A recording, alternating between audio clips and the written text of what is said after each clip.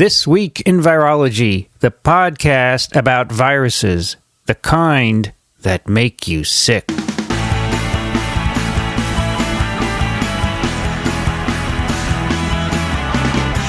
This Week in Virology, episode number 355, recorded on September 18th, 2015. Hey everybody, I'm Vincent Racaniello, and you are listening to TWiV, the podcast all about viruses. Joining me today here in the TWiV studio, Dickson Despommier. Hello, Vincent. It's our fourth podcast this week, Dickson. I know. You were exhausted after the first three, weren't you? I was all talked out. Today it is 29 Celsius here in New York, 41% humidity. Right. Yeah, there's some cloudiness up there, right, Dickson? Yeah, it's a little warmer than I would like. Well, what you like is irrelevant, right? That's apparently for everybody, actually. Yeah, the weather goes on. Also joining us today from North Central Florida, Rich Condit. Howdy, Vincent and Dickson, and everybody else who's listening and not introduced yet. And all the ships at sea. Rich Condit, do you have 95C down there? No, F. No. Sorry, F. No, I have 79 Fahrenheit. Chilly. Really? Which is 26 Celsius, and right now, as I look out my window, it is raining cats and dogs. No kidding. Now you're home, right? I am home. Can you use the rain? Well, that's He doesn't an know. interesting question. he hasn't No, been there. actually, I know a lot.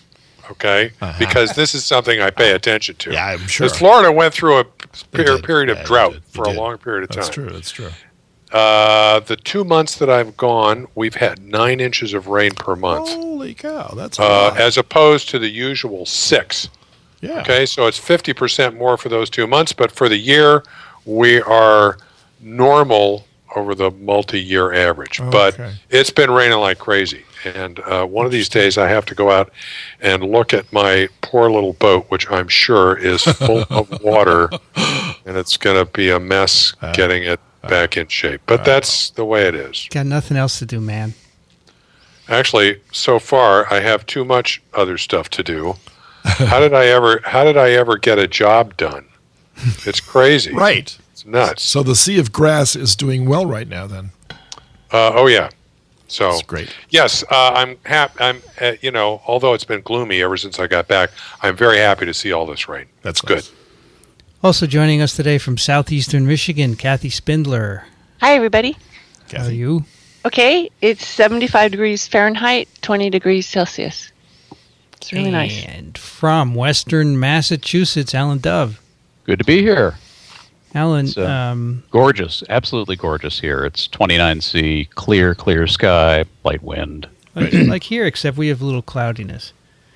Alan, we were just talking about planes flying over the Hudson River. Yes.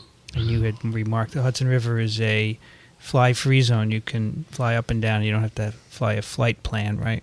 Right. There are rules. You have to, because it's very crowded.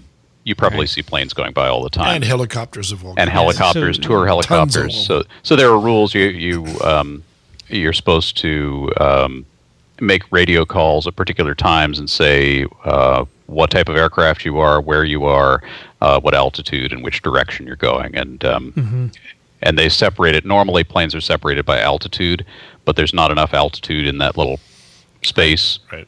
to do that. So the southbound traffic stays to the right side of the river, and the northbound traffic stays to the east side. So I just noticed that a commercial plane, here's another one, it's headed towards LaGuardia. So it's flying right over the river yep. at a higher altitude. But It'll be slight. But they obviously have to have a flight plan.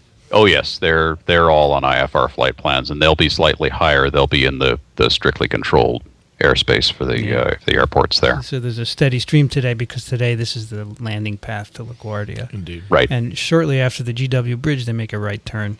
Yep. So here I'm getting them, on their final approach, more or less. Dixon, They're down. what is Rebel. so funny? I'm just laughing at the whole deal because my son does this for a living out in Wichita, and he would I don't just know be why sitting that's there funny. saying, "Oh my God, Why these is that? guys!" Your son doesn't because they don't listen know to TWiV. anything. They don't know anything Well, about this. does he know anything about?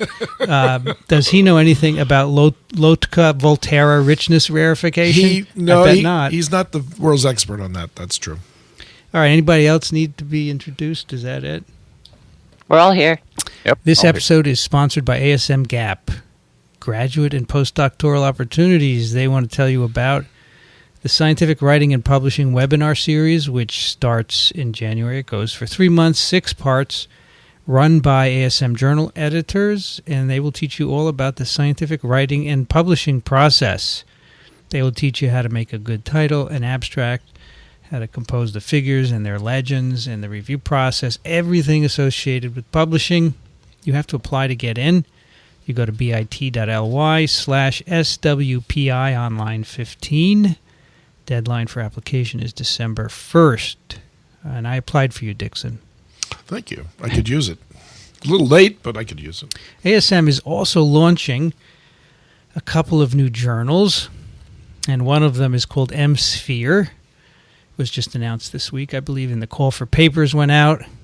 The editor-in-chief is Michael Imperiale, a colleague of Kathy Spindler's there over at UM. Mm-hmm. And he has a bunch of senior editors. This is going to be viruses, bacteria, fungi, immunology. What happened to the protozoans? They're there. They are. Mm-hmm. And the helminths. Mm-hmm. What do you put them under, Dickson? Macrobes. Oh, Aaron Mitchell is one of the senior editors. Yeah, so they condensed molecular cell into this journal, so he came over because he was editor-in-chief there. So we have Ira Blader, who is in Toxoplasma gondii. There you go. Melanie Bloskich, who works on Vibrio. Patricia Bradford from AstraZeneca, infectious diseases and antimicrobials. Carolyn Coyne, who's a Picorna virologist. Sarah Dorazio, innate response to listeria. Paul Dupre, who we all know. Sure. Yep. Catherine McMahon, microbial ecology. Aaron Mitchell, fungal biology. And Susanna Tringe, or Tringa, don't know, metagenomics. Nice. And I just want to point out there's an I editor. I wonder who that could be. That's so funny. It's me. Right. Yeah, What does that mean, editor? I'm going to make sure all the I's are dotted and the T's are crossed. Title of a new movie, iRobot, and now it's iEditor. So below these... It's like saying I am an editor, but it's a lot less dramatic. Below these, here's the idea. Below the senior editors, there are editors whose job it will be to, get the papers and send them out for review. Decide if they want to send them out for review and so forth. And there are a lot of people there. And like Matt Freeman is there and a bunch of others. Becky Dutch. So Paul Dupre called me and said, would you like to be an editor? I said, no, I want to be an I editor. So he made you an iEditor. So he did. Actually, he just texted me. He said, I got it for you. And I was surprised because I didn't think ASM would go for this. Absolutely not. Very conservative organization. Well, so what does it mean? Right. What does it mean? That's actually what I say about our paper today. But we could do that now. All right. So what I said to them is, look, you guys are doing viruses, bacteria, parasites. Hey, I do podcasts with my colleagues on viruses, bacteria, and parasites. Why don't we, when you have a good paper, we'll do a podcast. We'll highlight it. This will be a way to get you more readers. I want you to put a link to the podcast in the table of contents right next to the article link. Mm-hmm. Cool. And I will be called the iEditor as a consequence. So that's why I'm an iEditor. I want to do, we'll focus on their papers when they have good ones, and we can do it in all 3 podcasts. We can I think it's a good way to get the journal quick started a little better than it normally would, so we'll help it. So Michael was really excited about it. He wanted to do something different here. So we'll see how it works. It all depends on whether they publish interesting papers, right? Right. Exactly. It has to fit the Twixability quotient. There you go. You have all those guidelines that you've got long ago about Twixability. I'm just kidding. Anyway, that's M-Sphere. Anyway, and if it doesn't work out, you can just tell them I quit. I quit as iEditor. Good. All right. A few follows up. Dickson, you got us in trouble again. I did? It's okay. Not by much, though. I've read this. Johanna is right. Not Dear by TWiV team, much. hereby I want to inform you of a little flaw in your knowledge about Otzi the Iceman. Is that how you say it? Otzi? Otzi. Yeah. Ötzi. More like Ötzi. Ötzi. Yeah. This summer, I visited the museum where Ötzi is stored in a cooling chamber and saw him with my own eyes through a 25 by 25 square centimeter big window. This museum is in Bolzano, the capital of South Tyrol, Italy. He is there because he was found in Italy exactly 92.56 meters away from the Austrian border. They resurveyed the border between those two countries to clarify Ötzi's nationality. Oh, dear. So, Switzerland was never in the game of being Ötzi's site of the find. Okay. Provides a link to the museum's website. Right. Kind regards, and please go on with your awesome show. Johannes, thank you very much for allowing us to go on. I remembered there was a border dispute, but I didn't remember that it was Austria. Yeah, I didn't manage to get that out. Totally, but it is a really cool museum. Yeah. It's You've been? very, very fun to visit. You've been, right? You said that Yes. last time, Mm-hmm. yeah. Mm-hmm. Okay. Alan Dove, can you read the next one from GSGS?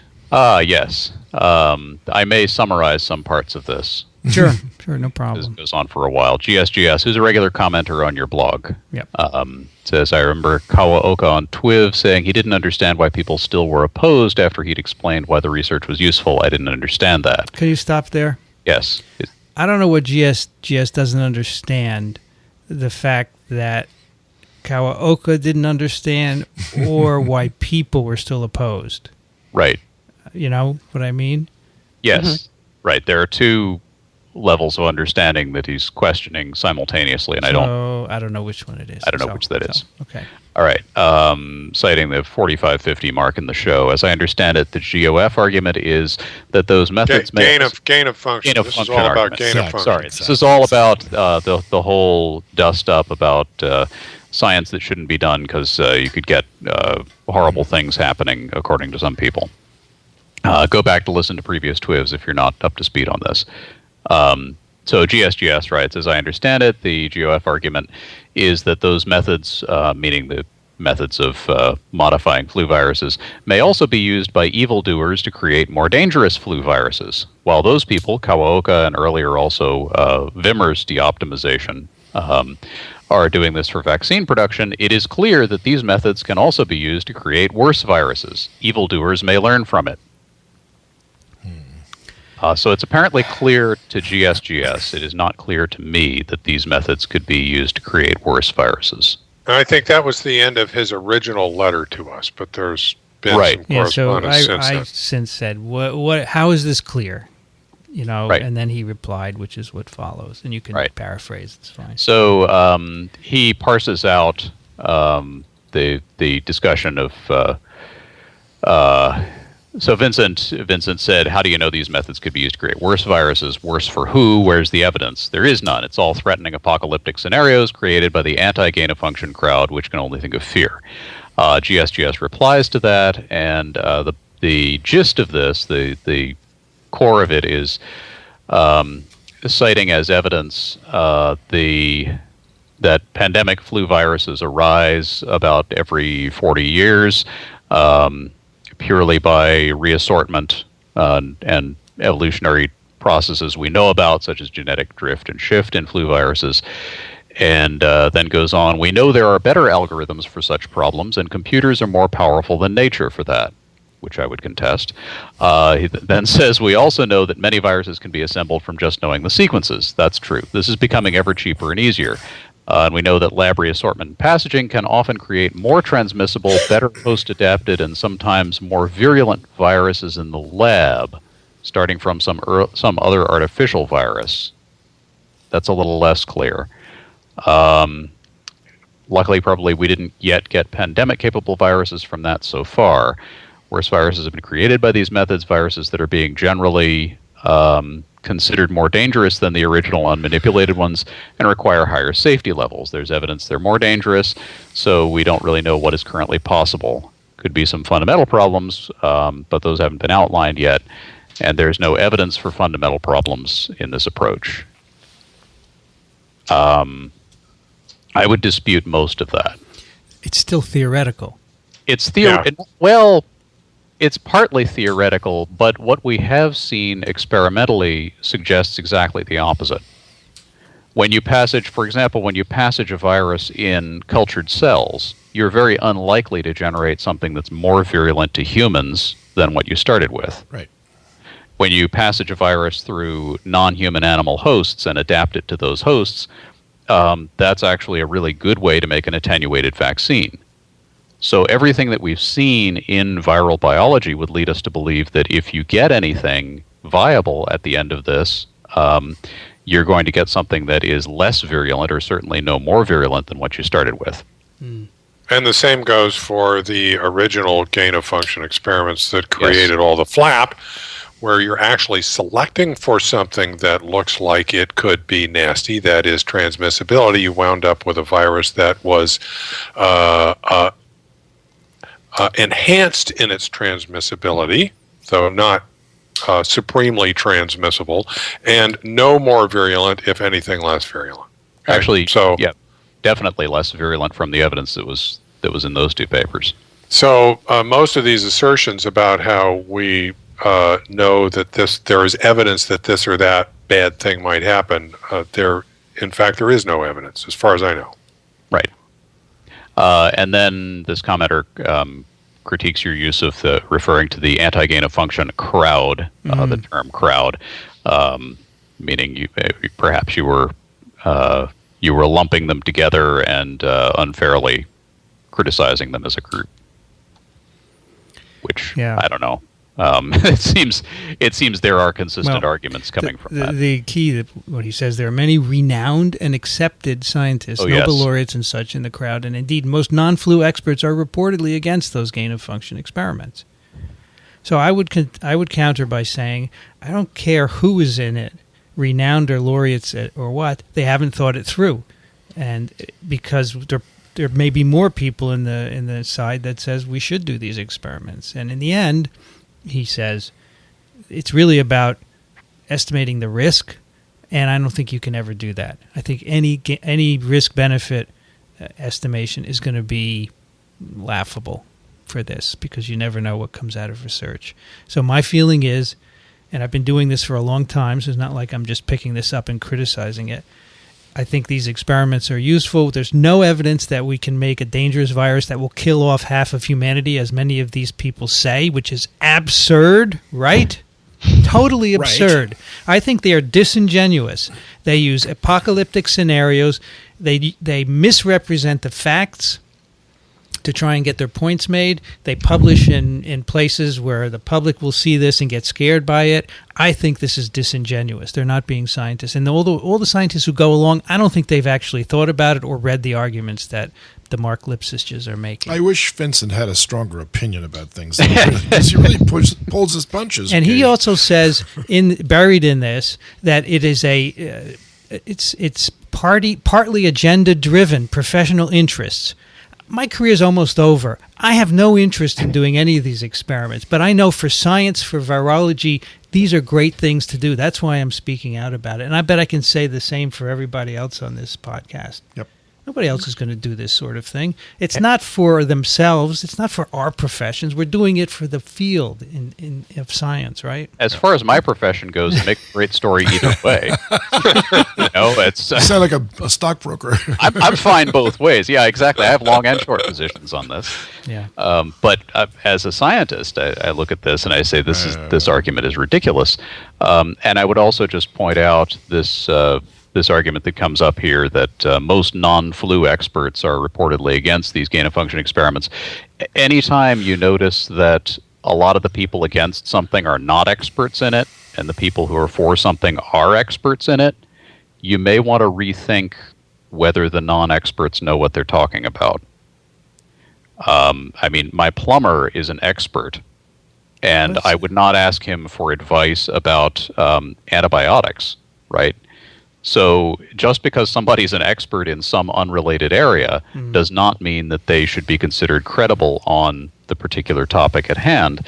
And if you ask flu virologists, they will say that these experiments are not dangerous, even if they are not even if they're not doing this particular type of work. There are a lot of people working on flu who aren't doing these gain-of-function experiments. Right. Okay. And even just to say that most non-flu experts are reportedly against those experiments. Where are the data for that? Data for that, right? You know. Do you think we've spent as much time on this one as we did on Ebola, Kathy? Overall, maybe, yeah. Maybe more It's been important. running longer. Right. Yeah. Rich Condit, can you take the next one? Sure. I was just reading from the Cambridge Working Group site, so I'm lost here. I wanted to see where they were, what they were up to recently. I actually got a warning from my virus, my web protector, saying that there was risky business going on in that site, and I might want to avoid it. One of their scripts has a gain of function page. Right. That's ironic. Steve writes, The gain of Dear- voltage. Dear TWiV, just a very brief observation. I admit that I've not read the novel itself, but in various film adaptations of the Frankenstein story, the creature ends up sailing northwards into the icy wastes. In some of the Return of derivative films, the monster is retrieved from a block of ice. This would make Frankenvirus quite an apt name, except that it's not made of lots of spare parts, as far as I know. All the best, Steve, who is in, is that Luton, you would pronounce that?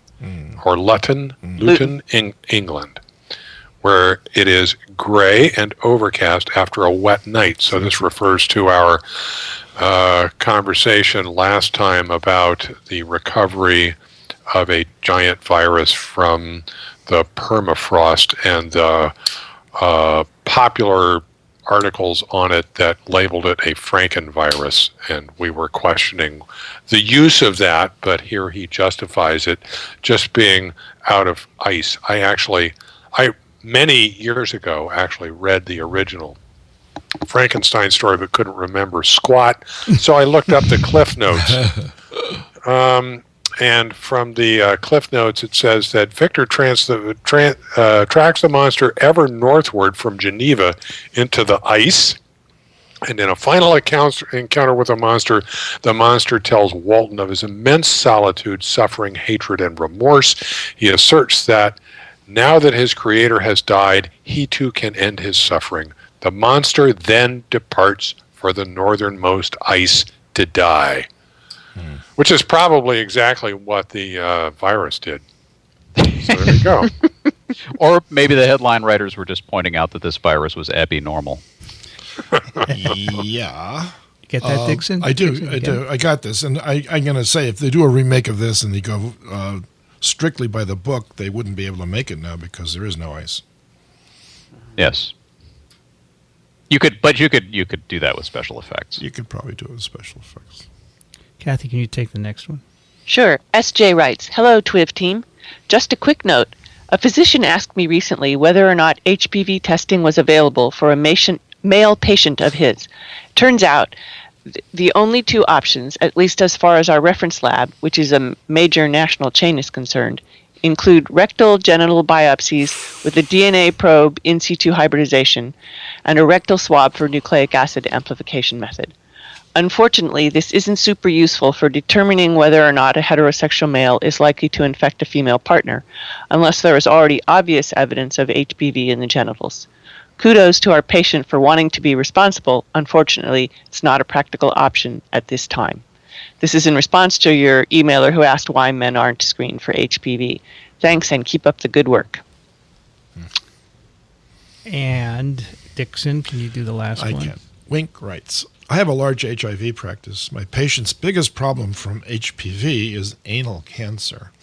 I offer a yearly anal pap smear and have found many carcinoma in situ, an easy stage to cure. I also offer HPV vaccine to those under the age of 26. Thought you might be interested.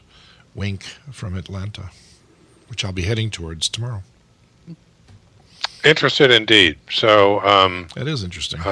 it basically looks at all sides of what we talked about before, and that is that generally screening for HPV in males is not a very productive enterprise, but Wink points out that under certain circumstances it can be done and might be of value. Yes. So if an HIV patient, very important because I didn't know this. This is a big deal. So I think one of the links I put in last week's show notes was a CDC link, and they said, you could do an anal pap smear, but it's not that productive in the general population. But here, in a specific one, it could be. Right. Okay. We have a couple of snippets. Nate writes, howdy doctors. Howdy doctors. Love the podcast. I came across this recently and thought I might pass it along. And this is the basis for our story this week. And additionally, an idea for those who successfully determine the case study of the week. This is from TWiV. He sent it to TWiV. It's meant probably for TWiV, but we're going to do these papers here because they involve a virus. I know I would love a magnet or something similar that said this case is parasitic. Just a thought, and I hope that this email finds you well. Yeah, we could do that, right, Dickson? We could easily do So the that. winners of the case of the week, and this week there were no winners, Dickson. Oh, no kidding. What do you mean, no kidding? You were on the show with me. I thought I got it right. Well, you don't count.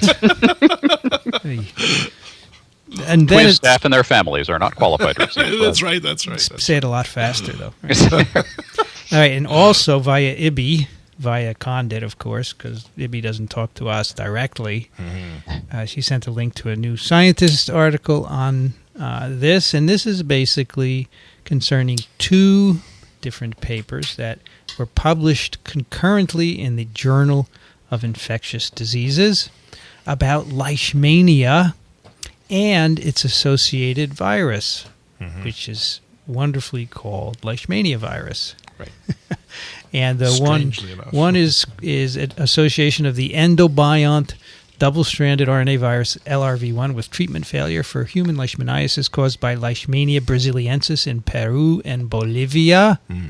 And this is out of Peru and Bolivia. Yeah.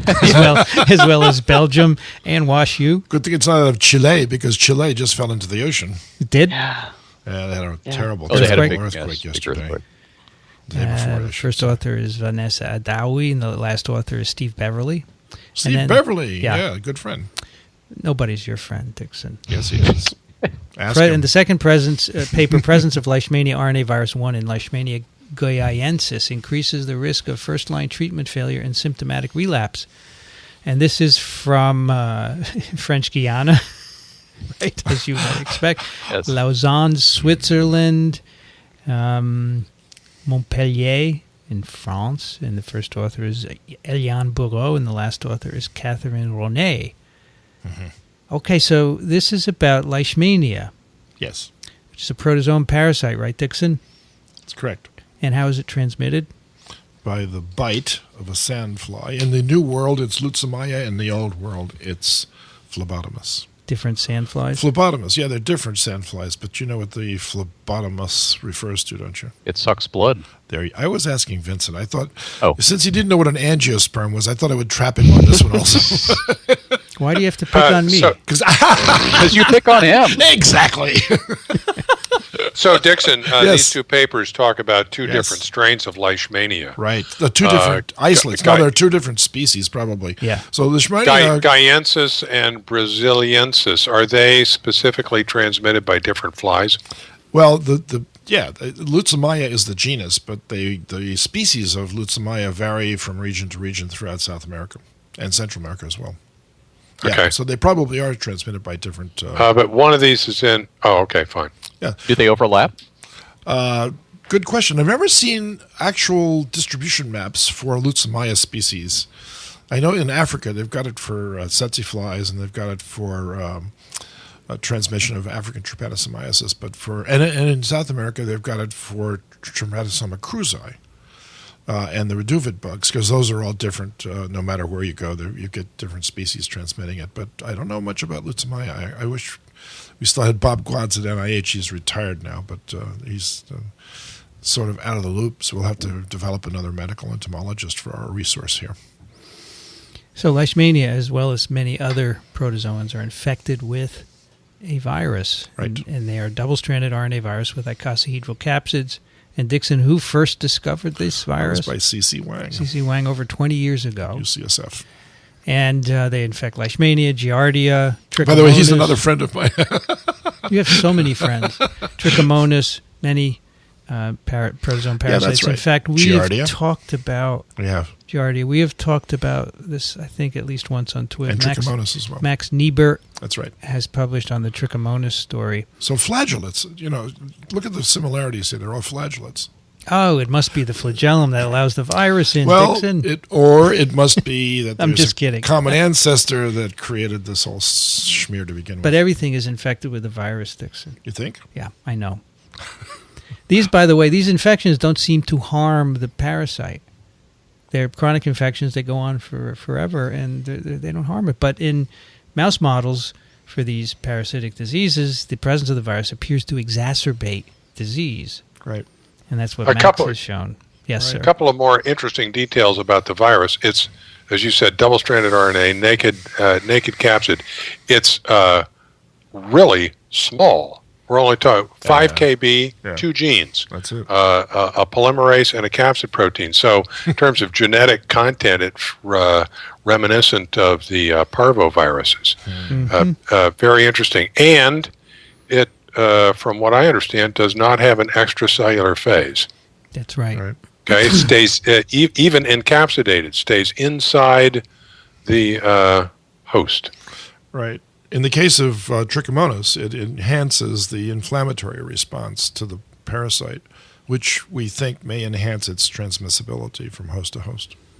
And that is because the double-stranded RNA genome of the virus seems to be sensed by the mammalian host.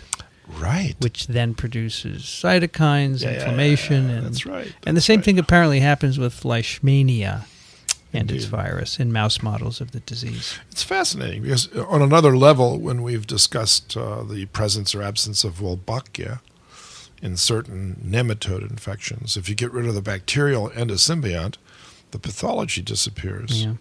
So we've got very interesting subversion of normal immunity to aid and abet the biology of the parasites.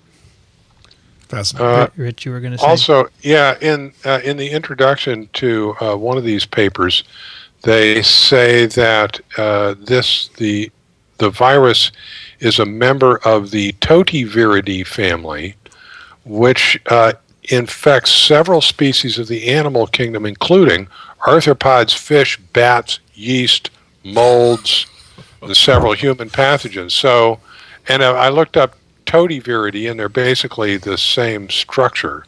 At the family level, this has a very broad host range. So it's at that level more than just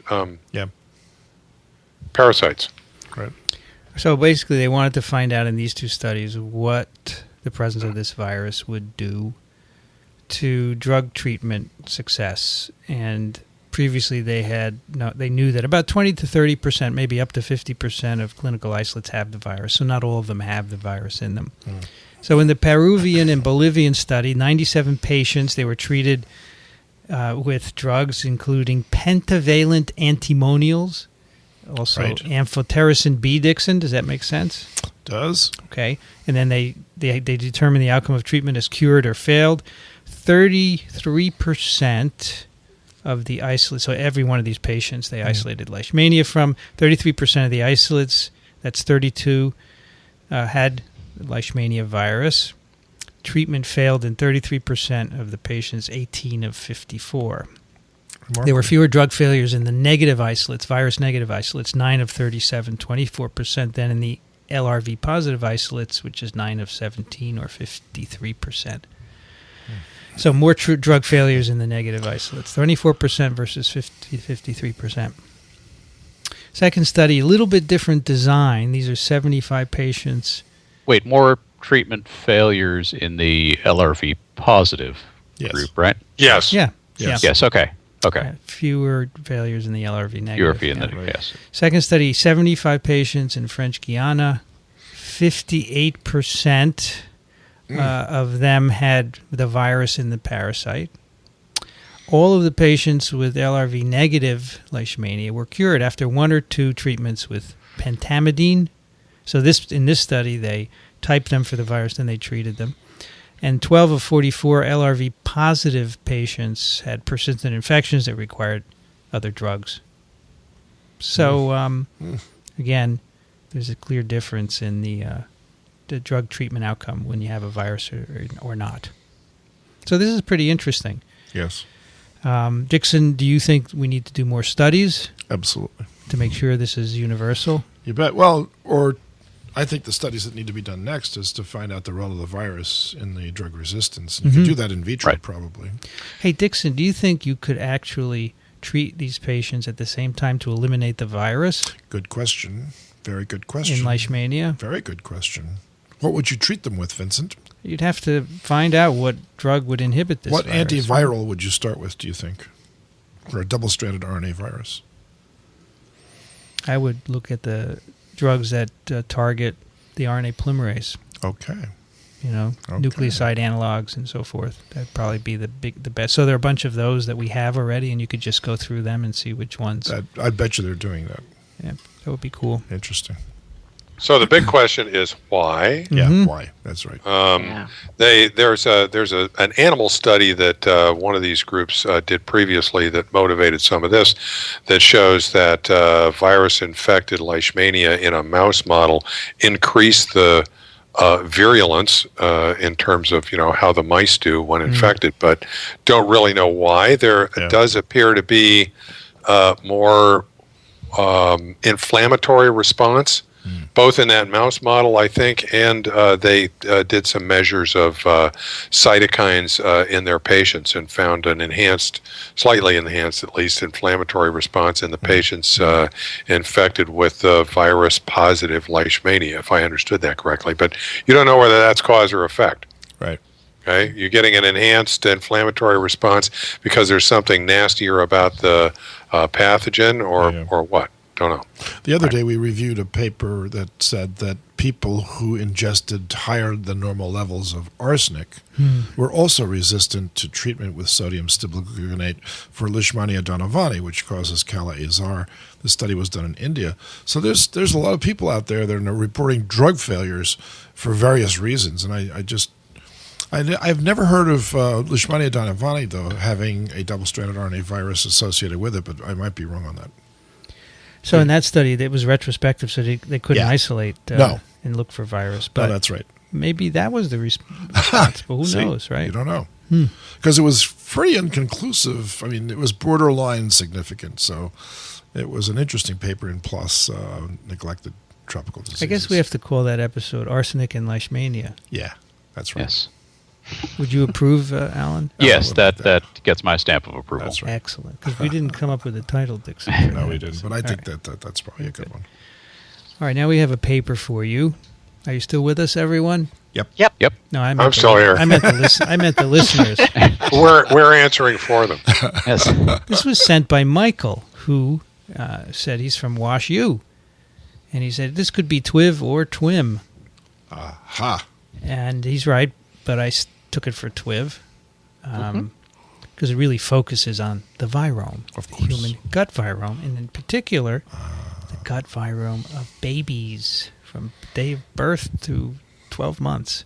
24 months. And this is in Nature Medicine, Early Life Dynamics of the Human Gut Virome and Bacterial Microbiome in Infants. The authors are Ephraim Lim, Zhu, Zhao, Bauer, Droit, Dow, Warner, Tar, Wang, and Holtz. They're from WashU. And also from, they are from WashU. And this is all about the virome. Now, we have talked about the human virome before here on TWiV. We have talked about the human virome in relation to inflammatory bowel diseases.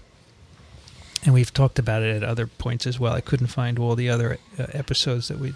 So the one you just mentioned was TWiV 323. Yeah. And the previous one that was the simian immunodeficiency virus and was TWiV 204.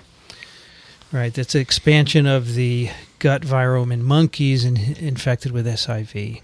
As usual, Kathy is doing all the homework for us. Right. Secretary I did a lot Arms. for this paper today. Yes, So we over on TWiV we talk about the microbiome a lot and how it's established soon after birth. It can be influenced by many things, for example, natural birth versus C-section, the setting of the baby in the home, the milk, the mother's milk, whether they're fed or not.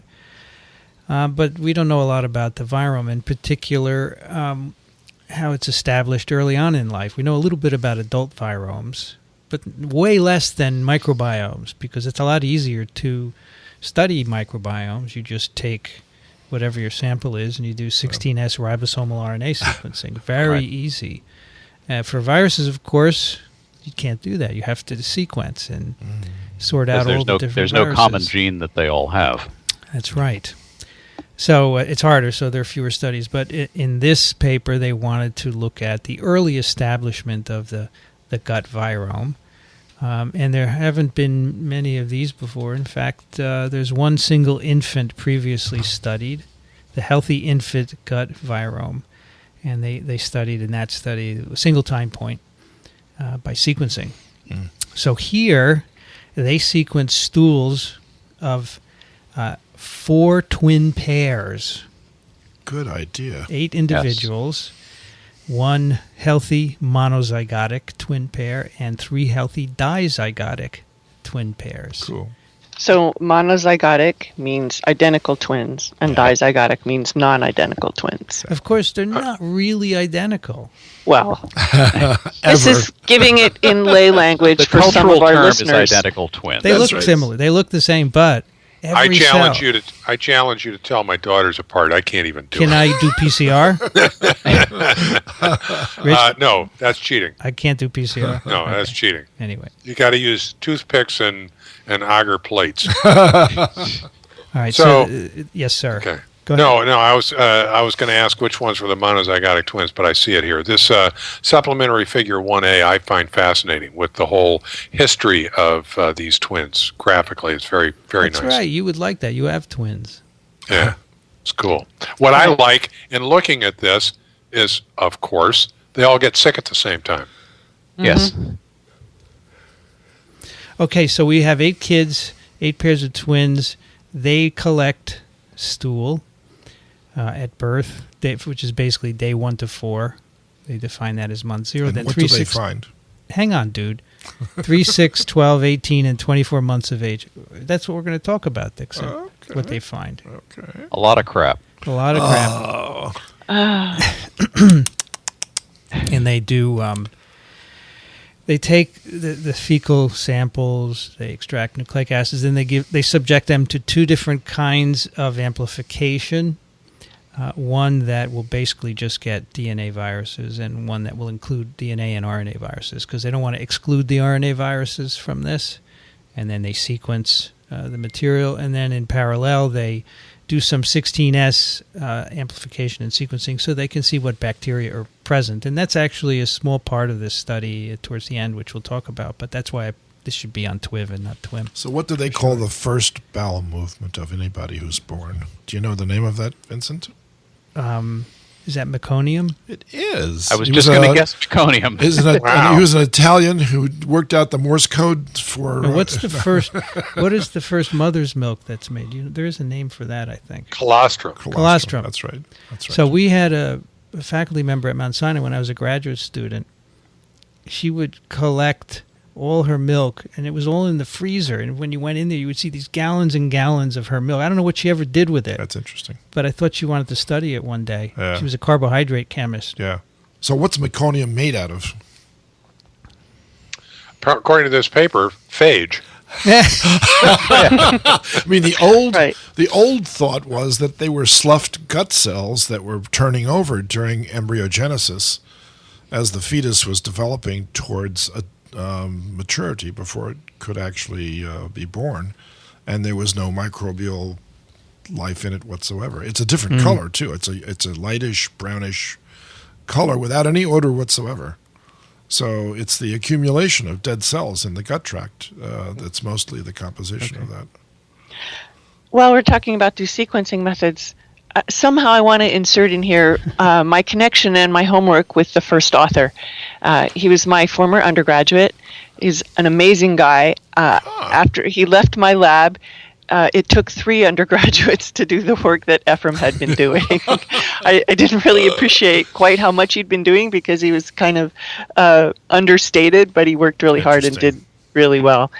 And he said that a big part of this for him was that they were going to use both sequencing methods so that they could get the RNA viruses as well as the DNA viruses. And the RNA sequencing method basically is using reverse transcriptase to make cDNAs from the RNAs. And that was also used in the paper from Skip Virgin's lab that we talked about on TWiV 204. So that's how they got RNA viruses in the virome as well as the DNA viruses. It's an extraordinary study just considering the amount of logistics involved in getting the specimens. Well, it turns out that this is really an important collaboration with Phil Tarr, and they could not have done it without him, Ephraim said.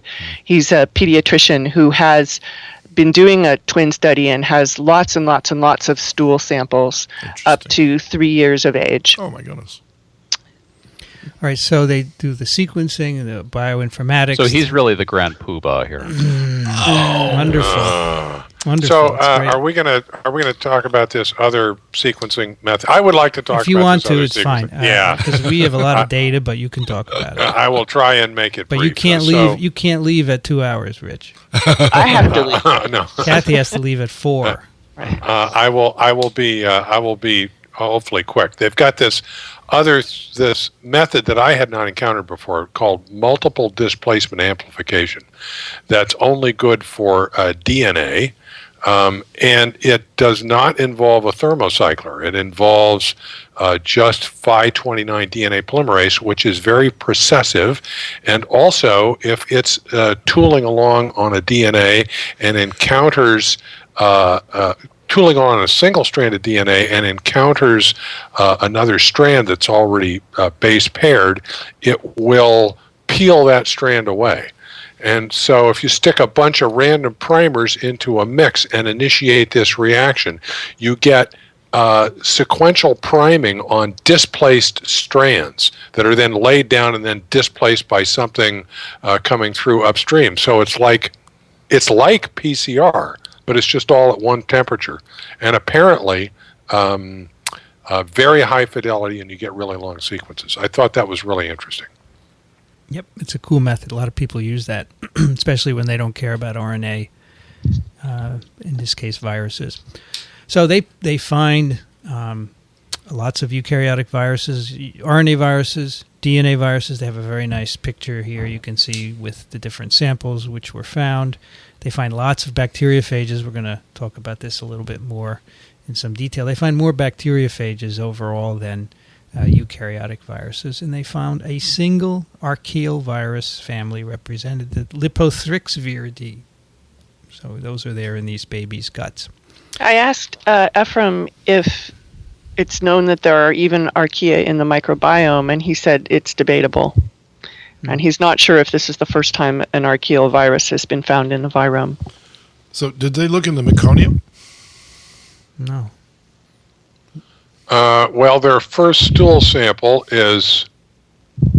Well, the first one you mean, Dickson, right? So the very first collectible sample. Yeah, they got the first one. Between, well, it's not clear to me necessarily that that's the case. Right. It's between what? 0 and 4 days? Yeah, it just says day 1 to 4, so it may not have been enough. the first. I would love to know whether there's anything other than human material in the meconium. Yeah.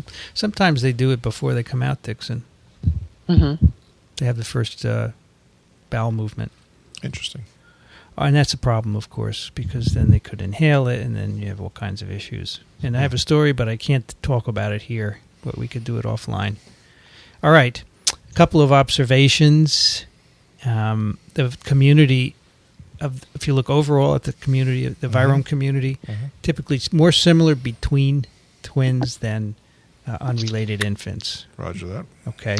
And this is important because the previous virome twin study that had been done was done with adults, and they did not have the same viromes. Yes, right. It's very important. Adults, by the time you get to adults, it's very different. And that's an interesting point because, at some point kids move away, the twins move away, right? And they encounter different environments, so their microbiome changes, and so does the virome. So the dizygotic twins had identical or nearly identical viromes? Well, they were more similar than the... No. Then if you compare within twins then between twins in different families. That's what they're saying here. And this is also why you want twins as opposed to just siblings, because they start at the same time. Well, yeah, and they were sharing the same environment before they were exactly the same environment, presumably. Right. So what I'm driving at here is it's not the genetics that's responsible for this; it's their environment. They did not say that there was any difference between monozygotic and dizygotic twins. Yeah, I'd love to know that. Right. I'd love to know but Dickson, there is a contribution of genetics, as you will see. Okay? Of course there is. Hang on. Go ahead. Now, my question is, and I didn't look through all the sub data, and it might be in there, how much of the sequences were dark matter? So they got all the identifiable viruses here. They got lots of new ones, right? But what percentage of the sequences could they not identify, which might represent entirely new viruses? Right. So the bottom of this first table where there's the unclassified viruses and environmental samples. And so you're asking what's the proportion of that? Yeah, what's the proportion? And I don't know that I found it either. I was just curious what fraction of the reads. I didn't see anything. Did they even consider doing amniotic fluid prior to Who knows what full they term? considered, Dickson? Who knows? I'll tell you again, Dickson. They were taking advantage Tell me of again. this. No, I know, but of this set of samples that Phil Tarr had. I wondered whether other studies had done that. Yeah, we can't answer that. Okay, Yeah, it's not referenced in the paper. We can't answer it. Right. Well, and that's something that would shrink your patient population more, because that's not routine. That's true. That's true. So you'd only be looking at individuals where there was some reason to take a sample of the amniotic fluid. Sure. I think that would be very interesting to do, It would along be. with milk, right? Yeah, that's Yes. So if you could plan this, take the baby specimens before amniotic fluid for sure, right? Because I'm sure they're picking up something there, Right. and then the mother's milk as well, and see exactly, with time how is it going. Absolutely, Right. sure. I'm But sure this- someday they'll do it. This was a sample of convenience, which And was then very lastly, convenient that they had it. They compare the viromes to the mother. Right. The Right. previous adult twin study did do that, so you could take a look at that. Okay. But you also have to think about resources and how you're going to expend them. And they're doubling the sequencing effort here because they're using both methods. Right. And I asked Ephraim, because they have samples out to 3 years, why didn't they use that? And if they had lots more twins available, what were the constraints? Yeah. And basically he said, he wanted to have kind of a representation of monozygotic and dizygotic. He wanted to get the really early time points so that they could see if there might be something happening when maternal antibodies are waning. And so those were some of the constraints. And that which they had. ones were breastfed versus milk? Right. So he's got, if you look at that supplemental materials, figure 1, he's got whether they were breastfed only or breastfed in formula. Right. So he's got some of each. So if you look at the richness of this virome, which is just the number of a simple count of species, right? The number of different species. It's very low in the early specimens, what they call day 0, and then it goes up. So the idea is that environmental exposure is contributing to the increased richness. And if you'd like to know what viruses they found, the most common RNA viruses, enteroviruses, of course. So the richness, we're talking now about eukaryotic viruses. Eukaryotic viruses. The yes. richness increases over it time. increases with time. You can see that on the figure. And the most common viruses they found were enteroviruses, parechoviruses. They're both picornaviruses. Tobamoviruses, which are plant viruses. Very And interesting. sapoviruses, which are caliciviruses, gastroenteritis-associated viruses. And phages, you said also? So we'll get to the phages, I'm dude. sorry, These are sorry. eukaryotic viruses. Yeah, no, got it. I know you're excited about I this. am. Okay. So they want to know So tobamovirus. plant viruses. Yeah, but is that from their diet? Well, the kids, Where else? they're not eating anything but what? Mother's milk at this point? Well, some of them go on solid food pretty early, according to the supplementary data. All right, so let's see when they pick up the Tobamos here. Can we tease that out? Peas and liver. So I'm looking at Tobamo. I'm not sure these are in this figure 1B. I'm not sure that's a temporal listing. No, it's not. No. So I don't know when the Tobamos were picked up. So these kids all of them are going on solid food within the first 150 days. Some of them as late as 150 days, some of them at 100. The monozygotic twins were getting solid food actually quite early, within it looks like a month or so. So it's something they ate. It's either mother's milk or food. We don't know. We can't tease it out. It may be buried in here, but I don't know what it is. I didn't see anything. But that's where it would come from, right? Yeah, that was my assumption. Sure. But I would assume so. I wanted to check it. It has to be. Because they don't generally replicate. Well, also, just because they're not on solid food does not mean that they're not eating any plants. or putting stuff in their mouth. Because if you've had a baby, you know. Good point, Alan. As soon as the Very fingers good. can move, there's stuff going into the mouth. That's absolutely Yeah, right. but for the first, I don't know. There's a period when they're not able to get. They're new not even plants. mobile enough, right? So it depends when the Tobamos came up, but we don't know Right. that. All right. So they want to know if co-twins have the same viruses at the same time points, so they can tease out. They looked at the parechoviruses because those are the most prevalent RNA viruses. The other ones were pretty low. And they found that, in fact, infants within a twin pair shared nearly identical strains of parechovirus, which is, again, a picornavirus. But different twin pairs had distinct strains. And same thing with the enteroviruses they observed. But they did find cases where a virus was found only in one twin and not the other. So they do have a little bit of independence in terms of the virome. Actually, if you read the fine print on that one, they went in and did PCR to look specifically for the virus in the twin that was negative and found They it. found it? Okay, so it wasn't really negative. Okay, that's right. That's the rest of that paragraph. Now, DNA viruses, anelloviruses, are the most prevalent. The anelloviruses are very small, circular, single-stranded DNA genomes. I think, almost 100% of the human population is seropositive for these viruses, and we really do not know if they cause any disease at all. They're considered to be associated with changes in immune status. So the more immune compromised you are, the more likely you are to have a lot of anelloviruses in you. And so in these samples, they rarely detected them earlier than 3 months of age, but then they began to go up, and they peaked. The number of reads would peak at 6 to 12 months of age. One infant had 47 different anellovirus species at 12 months. So I asked Ephraim for any really exciting moments during this project, and he said one of them was finding out this information about the anelloviruses and how many they had. And in particular, he named, he said the fact that, there was one that had 47. And it's the way that it increases and then it abruptly kind of declines after that as well. Well, and its final definitive support for Freud, he said everybody goes through an anello phase. Oh, boy. Amazing. What I find interesting also is almost all the anelloviruses they found were previously unknown and highly divergent. Well, because we haven't looked in babies very much, right? Right. As we look, we're going to keep finding new ones. We're going to get to the point where they're not, so that's cool. So I find this really interesting because this child with 47, I bet he or she has an immune defect of some sort. And maybe this is a really early way of finding it. Oh. And then maybe they should go back and either look in some other way or keep an eye on this kid. It's interesting.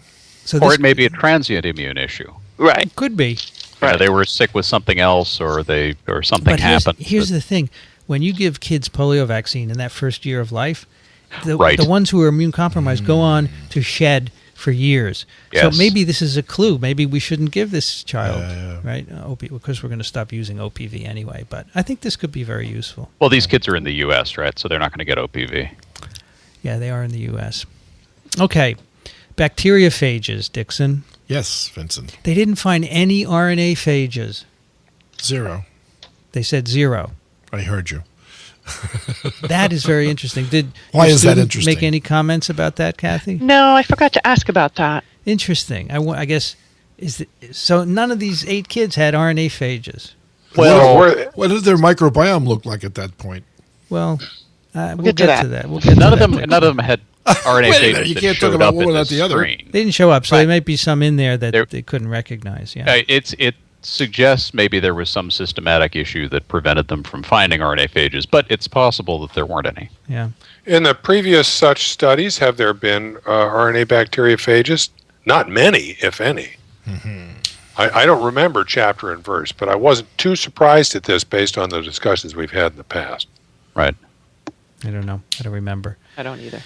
All right. So, in contrast to the eukaryotic viruses, Yes. the richness of phages, again, the species count was greatest in the earliest specimens and then decreased with age. That's weird. Okay? So they start out very rich, then they go down.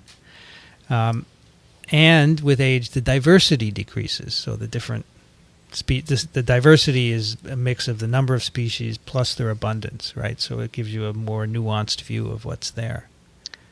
Yeah, their richness and their evenness. Right. But yeah, The interpersonal variation was lower. In other words, the virome is more similar between co-twins than between unrelated infants.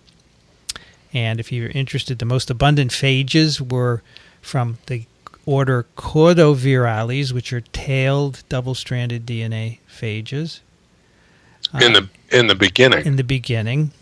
And then, with time, there's a shift in the composition of the phages, and you have more abundant microviridae, which are now icosahedral particles without tails. They have single-stranded DNA genomes. So by 24 months of age, you got a lot of these microviridae and much less cordovirales. They looked for the Cras phage, and this is a phage that was discovered bioinformatically. Really cool. I don't think we ever did this story, but We mentioned it associated with another paper, and we got a letter coming up that mentions that's it right. too. So it's a phage they put together. They saw that the sequences were present in a lot of specimens, and they ended up being a phage, which is globally ubiquitous. It's in everyone, and hence the name Cras phage. It's in your feces. They only found it in one specimen. So they one say- infant specimen. One infant specimen. So And they it was say- relatively late, a 24-month specimen. Yeah, so they say probably this Cras phage isn't acquired early in life. You All have right, to so- get older before you turn crass. But this change in the diversity of the mix was really interesting to me. I mean, it's like there's this initial colonization where anything goes, and you've got this tremendous diversity, almost like an adaptive boom in evolution or something, and then it winnows down later, and you have different winners later on. Yep. Yeah, I think it's one of the more surprising and interesting findings from the paper. Yeah. And in all 4 sets of twins, the winners phylogenetically were the same, right? It was the microviridae. Yeah. So do they know It's, what the targets are for these phages? I That's a don't- segue into the next bit. So on a right? population level, Dickson, Yeah. right? But you can't get down beyond that unless you actually look and see what the hosts are. But on a population level, you could look at the change in the microbiome, which is Yeah. what they now do. Right. So remember, they took samples from Sure. these infants. They sequenced 16S ribosomal RNA. Right. We know that in adults. So the idea that we have about the microbiome, you start out with a signature microbiome, which is established early in infancy. It's contributed by how you're born, what you eat, where you are, and so forth, your environment. And then it becomes more rich and more diverse, and then it becomes an adult kind of stable population, 2 to 3 years of age that happens, right? Then, of course, if you change your diet, if you get sick, if you travel, Sure. it can change. Take antibiotics. Right, take antibiotics in particular. So they looked at the microbiome to see how it correlated with the bacteriophage virome. Right. So they did the 16S sequencing, and they analyzed the results. And basically, they show that the changes that they see are on the trajectory that you would expect towards the stable adult-like population. You have changes in population of different bacteria with time. So some are more abundant earlier, and then they decrease, and others go up. So you get the expected trajectory of bacterial changes. So in my vague memory, I recall the number 1,500 as the number of species of bacteria in an adult gut tract. Anybody got more data on that? No. Nope. So you start out with none, right? And you start to acquire. I don't think you start with none. No, that's why I asked about the meconium. Where did the number 1,500 come from? From earlier studies on speciation in microbiome. So that was back when it had to be culturable, or no. I think it's 16 sRNA studies. Okay. So it's part of the national microbiome study. I follow that literature fairly well. So what I'm driving at here is if you're born with no bacteria in your gut not tract. born with no. How do you know that? You didn't Because say. the baby is in the amniotic fluid drinking it. It's not sterile. Drinking what? Amniotic fluid. What's in the amniotic fluid? There are bacteria in the amniotic fluid. Which ones? How many species? It's being looked at. Got it. I'm trying to find the number for you. Anyway, as Vincent was saying, your number's about right. In their data in this paper my number's about right. are consistent with the previous things in that the bacterial richness and diversity increase as they age up toward 2 years of age. And the phages decrease in So diversity. in adults, phages and bacterial are pretty stable. That's remarkable. Right. Don't you think that's like... So that's a good... So Dickson, how would you expect them to go?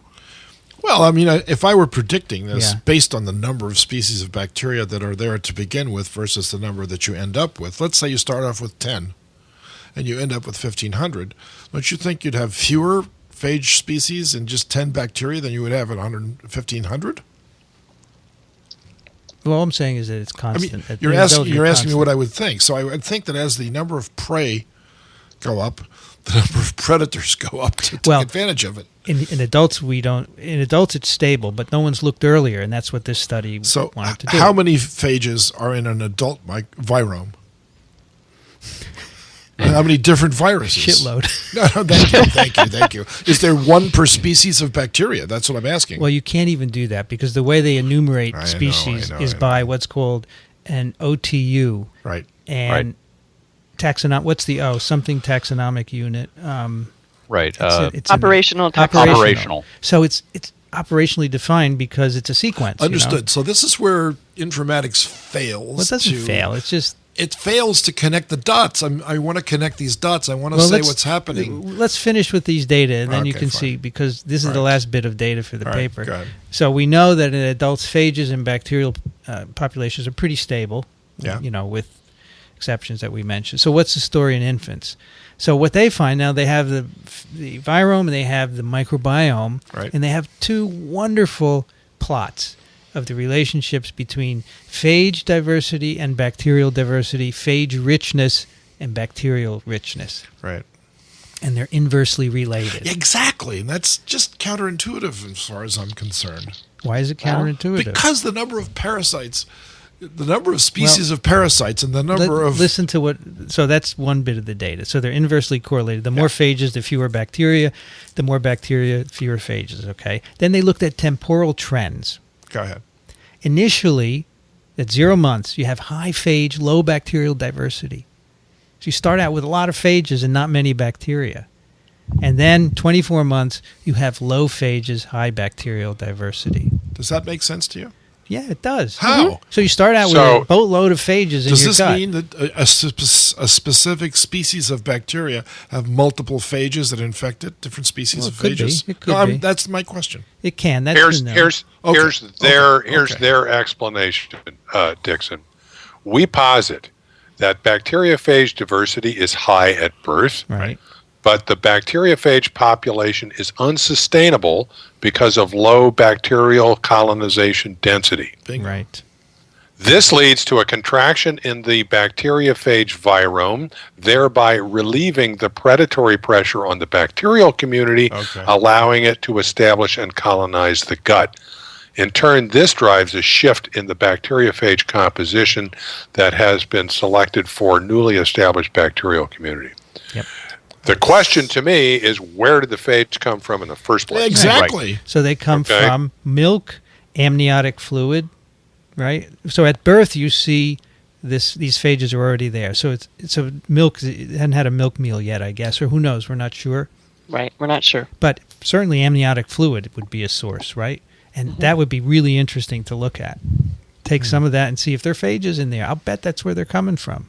Right. So I think my concept of what might be going on here is that there's some mechanism in the mother, presumably to prevent a lot of bacteria from getting into the fetus, right? Which is not effective at stopping the phage from getting through. Right. So the infant, when born, has picked up a load of phage, or soon after birth picks up a load of phage, does not pick up a similarly sized load of bacteria because there's been some selective filtration in this population. And now you have this huge diversity of phage all trying to infect this small population of bacteria. The phage population, once it's in an actively metabolizing gut, the phage population is going to crash. And now the bacteria grow up, and now the phage comes back and establishes this more stable pattern. That's just my kind of imagination of how that might happen. So that's in line with the microviridae being more abundant later on. So that that's gone up, and in fact, in adults, microviridae are the predominant phage. So you start out with caudovirales in the infant, you have this crash, and then eventually you go to microviridae. So the other cool thing about this, if it's true that the phage are in the amniotic fluid, so what the baby is picking up at that point, what phage it's picking up is going to determine its ultimate microbiome in a way. It's going to be a major determinant of its microbiome. Together with the environment, it's going to really... Why don't you ask a more fundamental question, and that is, before this woman became pregnant, do any of the bacteria that are present in the mature amniotic fluid match with any of her microbiome? Where the hell did these bacteria come from? You don't have them in your CSF, you don't have them in your blood, you don't have them in the amniotic fluid? That's a closed container. Actually, I'm looking at a paper here that says you can find bacteria in amniotic fluid. No, that's what Vince just said. But where do they come from? I think it's there before the amnion forms, right? They have to be there, obviously. Yeah, because you're right. It's a closed container. So it's there previously. So it's her microbiome that the child inherits. Oh, for sure. For sure. I mean, it's not from something she got recently or something that she ate or something that she... along the way. It certainly contribute. Her partner can contribute to it as well, Dickson, right? There are lots of sources for it, sure. Yeah, I'm just her own enteric tract, right? Well, I'm asking, are there matches then between hers? Well, that's a good question. I don't think. Right. So when we did a paper like this before that looked at phage, and did that come to the same sort of conclusion that in adults it was mostly microviridae that showed up?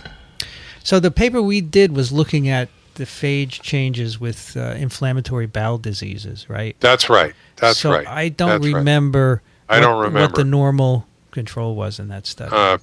Because if that's a normal trend from caudovirales to microviridae, then you would expect that an adult would be passing on microviridae to a fetus. Exactly. These babies That's exactly have predominantly caudovirales. But, this may be overgeneralizing.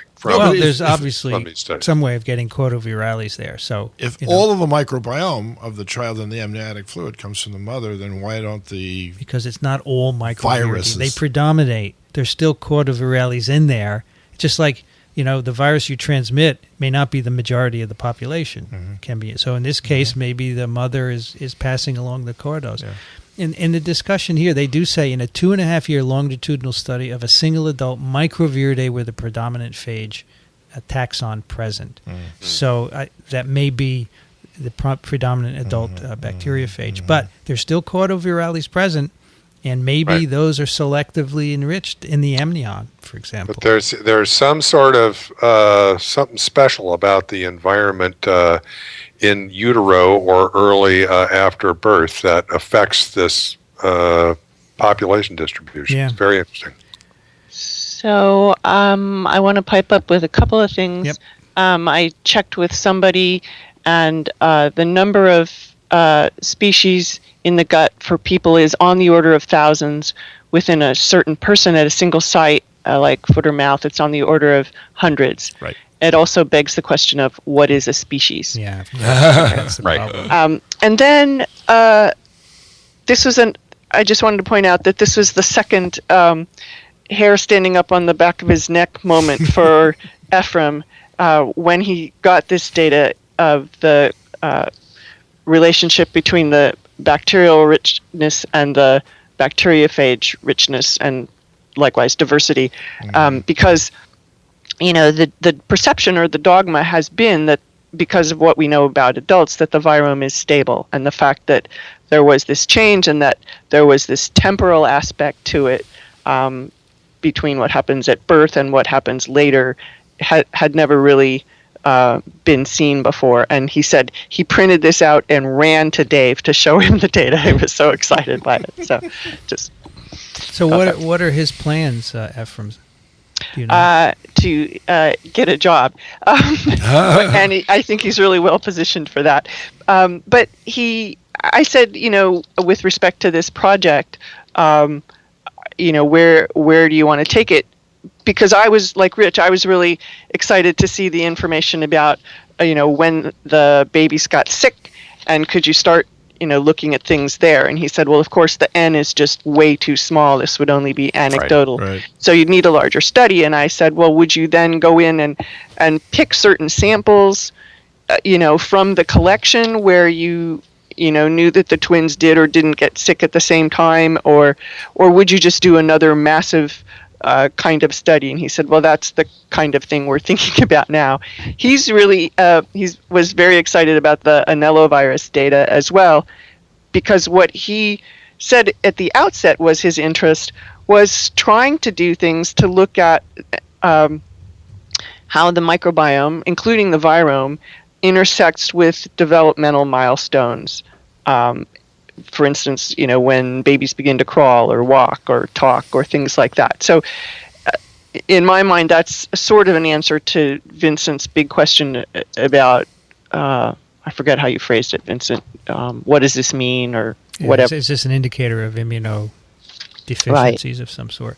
And so that specifically, as I said, that they had picked these early time points so that they could perhaps start to look at things with respect to decline in maternal antibodies and so forth. So his overall, when he went to Dave's lab, it was to identify new viruses, and he's done some of that in previous work, and then obviously in this, there's a lot of new virus sequences, not yet viruses.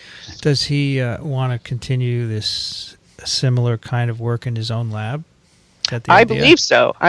He hasn't sent me his research statement yet. So he has to collaborate with pediatricians, for example, right? Sure. Get samples and so forth. Sure. Yeah.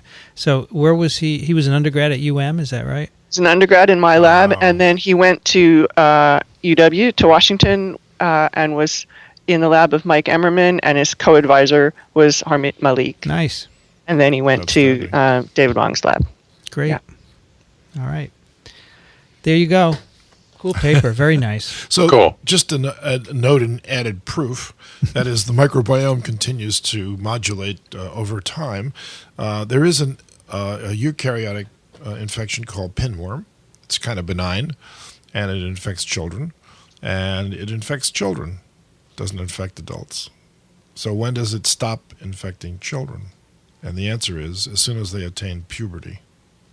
So I would be really fascinated to see the data from the human microbiome as to what's happening in the gut tract during that transition period. That's an interesting question. Yeah, because there's a lot of speculation as to why this pinworm entity doesn't infect adults, although there are some exceptions, but mostly we don't get it, and we're surrounded by it. We should be exposed to it, and we are, but we just don't catch it because our gut tracts they don't permit it. So what's going on there? I mean, a lot of people talk about temperature drops and oxygen levels and stuff like this, but that's just guesswork. They don't really know for sure. But it might depend on the kinds of microbiomes that are there as to who else can live there. And you've just pointed that out with regards to viruses, but it's probably true for worms and lots of other things too. Fungi. So I found it cool that enteroviruses were the most prevalent eukaryotic RNA viruses that they found. When you get polio vaccine, oral polio vaccine, after a very short period of time, days, most of the viruses you shed are recombinants with these enteroviruses in your gut. Oh, yes. My goodness. So, and you must get them from your mother, right? Your mother, father, your environment at the home. And so that's why they're there, and they recombine with the vaccine strains. And the circulating vaccine-derived viruses that are paralitogenic, which we talked about a few weeks ago, those are recombinants between the vaccine virus and these viruses you have in your gut. How interesting. Maybe they help make the vaccine work better. Who knows? All right, let's do a few emails. First one's from Anthony, who sends a link to a live performance of Dengue Fever this Sunday, September 20th, 5 to 7 p.m. Eastern, on Gaylord Field's show. This is WFMU. Now a decade-plus group keeping true to their origin as Southern California's premier 60s Cambodian rock-influenced band, they have further integrated their varied and sympathetic musical stylings into their already potent musical mix of Khmer language pop, as vocalized by the incomparable Chom Nimol, with psychedelia, surf rock, and now a wider palette of Pan-Afro-Caribbean Asian influences, just for starters. I have never heard a more diverse mix of styles than that. And I don't even know what most of them are. Right. What's Khmer language pop? Well, that's a great question. I know what Khmer language is. I didn't know there was. I can just imagine them changing their name now to Saturday Night Dengue Fever. Anyway, I have to tell you a story. When I was at Vanderbilt, I don't know when, last year, this year, February, I think, one of the MD PhD students, Ben Fensterheim, who I interviewed, he did a radio show, on the student radio there station. I said, "What do you do?" He said, "I interview faculty." So I said, "You want to interview me?" And he said, "Yeah, let's go over." So we went over. There's nobody there. It's just playing music. Yeah. And you can, if you're trained, you can go in and do stuff. So we went in, we did an interview. As soon as I walk in, there's these racks and racks of CDs on the wall, right? They still use CDs for the playlist. And I see this Dengue Fever CD sitting there. And I said, "What is that?" I'd never heard of it. He said, "Okay, we'll play it on the outro of our interview." So we did this interview. He actually recorded it. And then the outro music was Dengue Fever. And it really is Afro-Caribbean Asian influence. I could tell that for sure. I don't know about the Cambodian, but I said, "You recorded it. Would you post it?" And he was going to post it, and he never did. So I'm trying to get him to post it so you guys can hear. I thought it was a fun interview. We had a good time. And he did a few ads where he'd fade out and put music in, and he was very good with it. It was cool. It was a lot of fun. So that's why I know Dengue Fever. Kathy, can you do the next one, please? Sure. Robert writes, Greetings, TWiV team. It's a beautiful day in the Chicago suburbs after a line of storms came through overnight. 73 degrees, 68% humidity, and breezy. In a recent episode, you were discussing a novel metagenomics application. Unfortunately, at this point, I can't remember which one it was since I was driving in my car at the time. Anyway, I wanted to bring to your attention a really cool application of bioinformatics used to find a novel phage. Here is the paper. And he gives a link and says, I'll try to summarize the story here. The data set in question contains fecal samples from 12 individuals from 4 unrelated families, each of which is a mother and a pair of twin daughters. Sounds familiar. Yeah. The samples were sequenced with Illumina technology. The 12 combined samples were cross-assembled into a single set of 7,584 contigs. The researchers examined the correlation of depth profiles across these contigs and reasoned that the correlated contigs corresponded to a single organism. They created an assembly for this organism that turned out to be a novel 97 kb phage that was then validated via standard sequencing techniques. Searches of the phage sequence in the metagenomic samples in the standard databases found numerous hits to human gut metagenomes and few hits to other metagenomes. So this is the paper where the people identified the crass phage. And so this involved mothers and 2 adult twin daughters. It's a little different from the infant twin study that we just talked about, where only 1 crass phage was found. And then earlier, just an added thing, Ephraim had pointed me toward another paper that has adult twin virome data that shows that adult twins had individually unique viromes that were highly stable, in contrast to the infant viromes, which are not stable and are pretty close within twin pairs. I didn't plan to have this email with this paper. I think it's amazing that they coincided. Good timing. So I'm not sure I totally understand how this worked. Okay, so this is how to find an organism in dark matter. Right. So you compare the sequence reads from a slug of, in some ways, unrelated samples, and then they I guess I don't understand this phrase. They examined the correlation of depth profiles across the contigs. They're looking for abundant sequences? I think so. And they would take ones with similar depths, right? And say these must be... Depth is a measure of abundance of the sequence, right? Okay. Right. And say, so something's going on here. And so take all those from the different individuals and see how they're related. And they come up with a single contig. That's right. Ultimately, that's a phage. Right. Unbelievable. Right. Yeah, it's pretty cool. Bioinformatics works. Rich, can you take the next one, please? Sure. So Anthony copied TWiV on this email that he sent Harmeet Malik. Through the great opportunity of Dr. Racaniello's TWiV, so this is to Harmeet. Through the great opportunity of Dr. Racaniello's TWiV, I was able to hear your talk on that podcast. One of the better podcasts, by the way. One of the better episodes. One of the innovations in the original IBM PC was the open slot, both in terms of architecture and physical access. My understanding is that IBM implemented this design because they were well aware that as a large company, they were beset by inertia. There were all sorts of applications for a personal computer that they might never become aware of or just not ever get around to developing. Also, I believe that it was estimated at the time that for IBM, the internal cost of the paperwork alone to authorize a new product was $1 million. Making $1 million would be a dream come true for some guy in a garage, but a debacle for IBM. What I'm getting at is that I'm wondering if through horizontal transfer, do higher organisms in effect similarly, informally outsource research and development? If so, then virus infection is an engine of evolution like sexual reproduction. No question. No question. Just a thought from the sidelines. Thank you.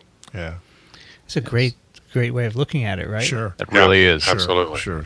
So, Anthony, did you get a response from Harmeet? So let us know what he said. Yes. Yeah, that's pretty cool. I mean, the fact that there's so many viruses in the ocean and so many species of algae in the ocean, it's reasonable to presume that that's exactly what's going on. Yeah. Dickson, can you take the next one, please? I will be happy to do so. Dennis. Dennis writes, "Hi, Doc. This article says that a new robot kills Ebola. If so, probably any virus. I hadn't heard of this. I wonder if the media got this right. Supposedly 250 deployed nationwide in UK? Daily Mail resource. If so, wouldn't this work for bacteria too? Doc Michael might have heard of this in his fomite work. Auto-corrected wanted to insert fomites. Haha. No, vomits. I'm sorry, vomits. Sorry, I missed the joke. Sorry about that. You can re-edit that. By the way, I had the hardest time incorporating the word fomite into my dictionary. I keep coming up with vomit. Anyway, thought this was interesting, and then he gives a link to the article. So this robot is basically a thing that zaps a room with UV. Yeah. Okay? And that the idea there is not new. The robot is new because it does a quicker, more high intensity job. So the idea is once a room has been vacated by somebody who had a communicable disease, you can stick this robot in it and turn it on, and it'll help sterilize the room. Yeah, they have a picture of a guy rolling it into a room. Just looks like a floor washer, basically. Huh. Right. So I guess The tanning salon.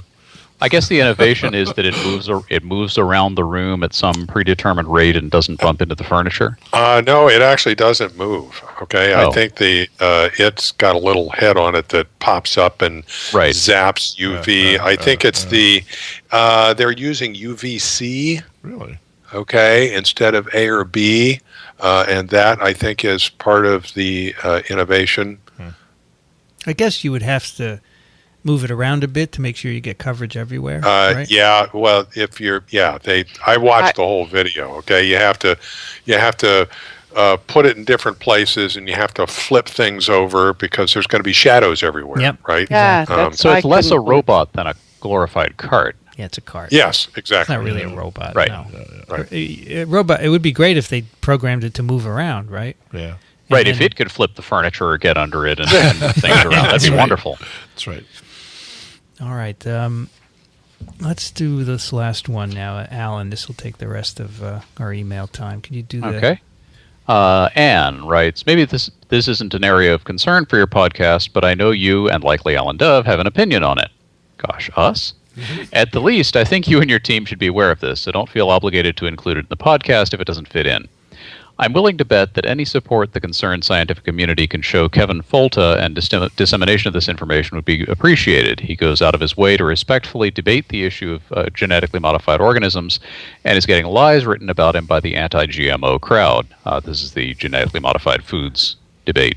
Yep. Such as it is. I find this both frustrating and annoying. With that anyone with access to the internet can publish this kind of stuff. When will it stop? And gives a link to an article, and this one is right. So we need to dive into this. You can summarize it, right, Alan? Right. Yes. So there was a best way to describe it is a hit piece on the PLOS ONE blog about this researcher Kevin Folta, who had received a public records request from an activist group back in 2012. As a publicly funded scientist, he's subject to FOIA, Freedom of Information Act, and a classic strategy used by groups such as climate denialists for years has been to paper people with FOIA requests and dig through their data and archives as deeply as possible and then quote things out of context to try to smear them. And essentially something along those lines happened to Folta, except that the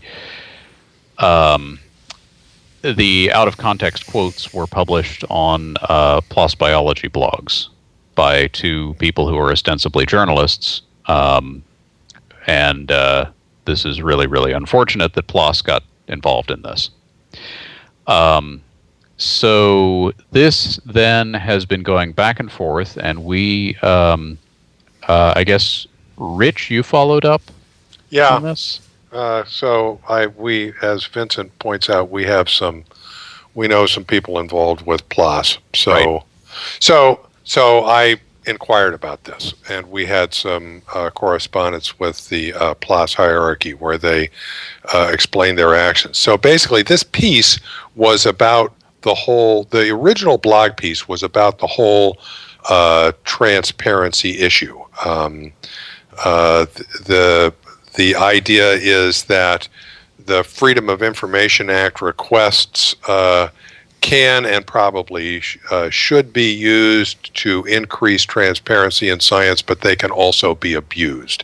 And this was a discussion of that whole thing. And in fact, the issue we're talking about was because I was able to find the original blog. The issue we're talking about was only a small piece of the entire blog post, yes. But it did misrepresent Folta's, from what I can tell, did misrepresent what Folta was doing in his relationship with Monsanto and et cetera. And when he first saw that, he contacted PLOS and wanted to write a counterpiece, but evidently that request came in over the weekend, and they said, no, you can't do that, but you can write in the comments. And the comments are still available to be seen, which is how you can track down the original blog post. Right. So PLOS got a lot of flack for this, and ultimately withdrew, took that particular blog post down, and as Kathy said, left the comments. And of course, they got a lot of flack for taking the post down as well. Yes, yes, because this was a post about transparency, right. Which they've now deleted from their site. And so you could say, well, it had mischaracterizations and errors in it, which, to my reading of it, it did. And therefore, they'd taken it down. But at the same time, the kind of standard thing to do, of course, and if back in the days of print, is you would issue a correction, but somebody could still go to the library and look up the original. Now that we do these things online, usually what you do is either highlight or line through the area that's affected, and put some kind of a note in there to that effect. In extreme cases, you could even have a background that says retracted on the back, but in any case, you leave the original text intact so that people can have intelligent discussions about it. I understand PLOS's desire to get this offline, except that kind of reflects a naive view of the internet, because if you want something deleted perversely, that virtually guarantees that it never will be. So yes, you can find copies of this post online. You cannot find them on PLOS's site. And I don't know that there was any good way to handle this once the post went up. I think this was something that needed to be handled at the fact-checking stage for the article, because these were statements that it should have been clear were going to be highly controversial, and they should have put a little more effort into investigating the factual basis of them. Does PLOS actually vet all of the blog posts that go up? That would be a heck of a lot of work. Yeah, I don't see it.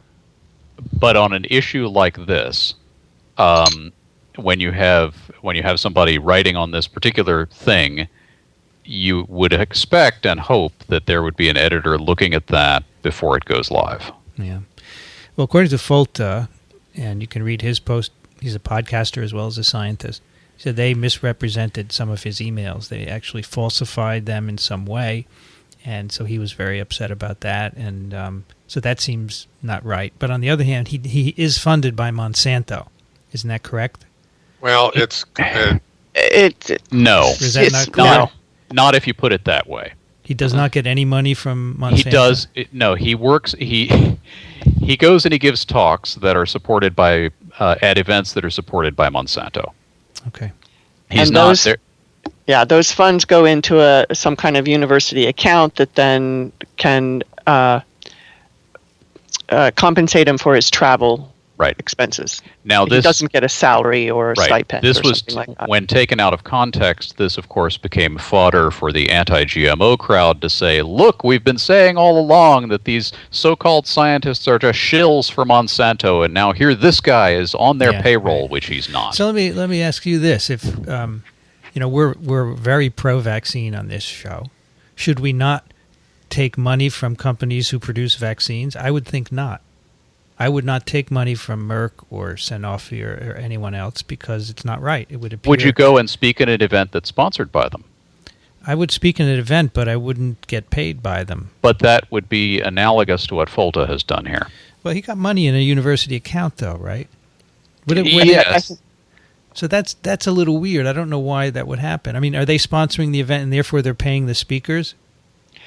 I think he's not getting even a stipend. I think he was getting his expenses covered to go and talk. Yeah, Right.